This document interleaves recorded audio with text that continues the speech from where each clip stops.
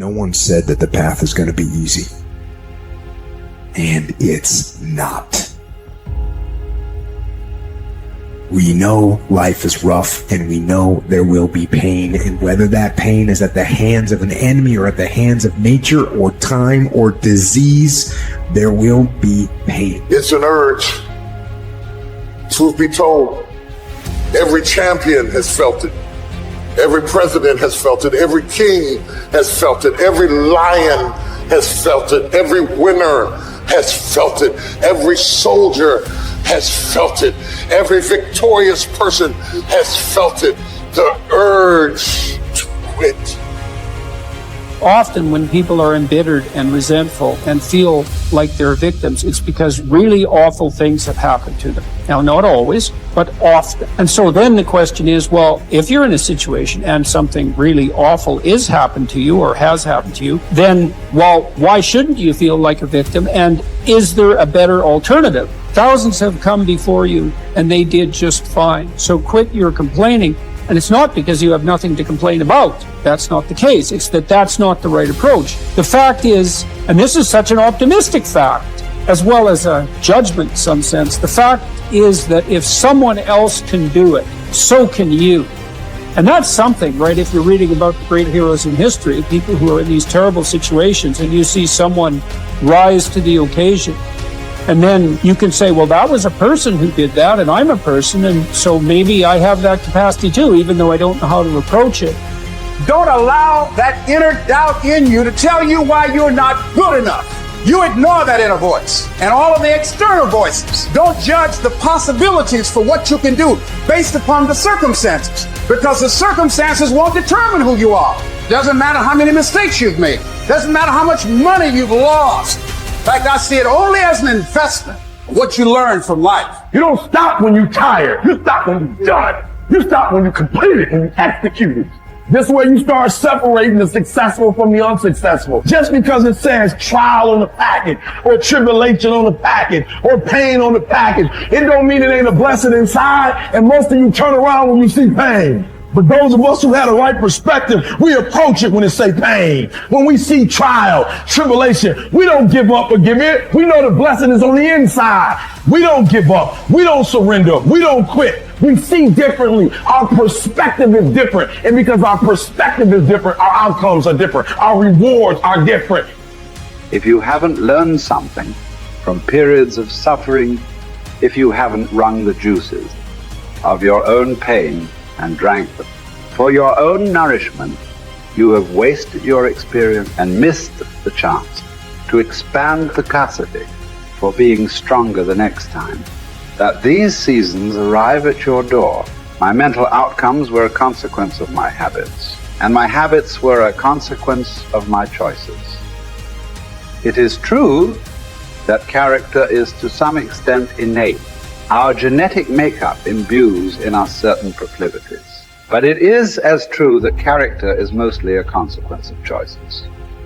We all make them, and we should make them deliberately with the knowledge that these choices are part of our responsibility toward a purpose other than our own selfish aim. That responsibility is to your family, friends, community, and country.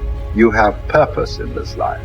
God has you here for a reason. You may not know it, but He does. Your job is to find it. No one else can. You need to understand that your purpose may be great in the eyes of the world, or it may be commonplace and seemingly small. Your purpose might be your family, your children. Your purpose might be tutoring a child and changing their life. Your purpose might be the business you started. Your purpose might be cleaning up your block. Your purpose might be in the help you give others. Your purpose might be in the example you set. Only you and God know. Only you and God need to know. Search until you find it. And until then, act as if you have it, because you're wasting time otherwise. There's something in you that wouldn't allow you to stop.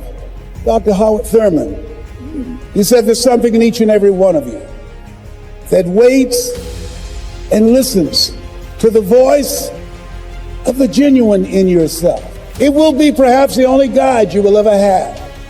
And if you cannot hear it, all of your life, your days will be spent on the ends of strings, that somebody else pulls. And I say to you, the reason you showed up, even though you couldn't afford to be here, the reason you drove hundreds of miles, flew around the world, there's something in you, in your heart of hearts, that said, I'm not going to let anybody pull my strings. That said, I'm going to control my own personal economy. It said, I've got a dream I want to achieve. I want my children to have a choice of the kind of education that they want. That said, I am the captain of my ship. That said, I'm going to control my destiny. And whatever it takes, I'm willing to do the work. 1961.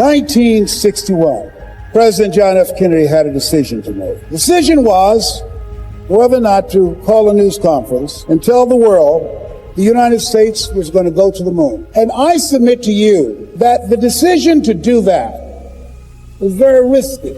And what governed his thinking is what governed your thinking when you decided, I'm going to do this. See, the technology did not exist. The answer of what will it take did not exist. No one had ever done it before. But he made a decision. He looked at Werner von Braun, the most brilliant scientist of that day. And he said, Werner, what will it take for us to go to the moon? And he spoke 5 words. And those 5 words, I think, is what governs most entrepreneurs. Those 5 words, I think, is what give people like you the courage to pursue their dreams. Those 5 words is what I think people who are pioneers, people who are breaking new ground, make decisions on. He said, what will it take for us to go to the moon? And the response was, the will to do it. As you look at yourself, as you look at your business, what will it take for you to increase your business? The will to do it. What will it take for you to become more powerful in your presentation skills and be able to increase the number of people, to quadruple your business? The will to do it. What will it take for you when others are quitting because of the rejections, when others are stopping because they just become so discouraged and they have creditors breathing down their neck and they have family members and friends telling them they're a fool? What is it that will allow you to have the mental resiliency to keep on keeping on, to keep your commitment to your commitment? The will to do it. Every time I say it and ask you a question, I want you to say the will to do it. What will it take for you to build your business? What will it take for you to increase your recruiting? What will it take for you to bring out the greatness in you and to make your mark? What will it take for you to become a high achiever and to bring out the billionaire in you? Shake someone's hand on your right and left and say, I've got the will. I've got the will.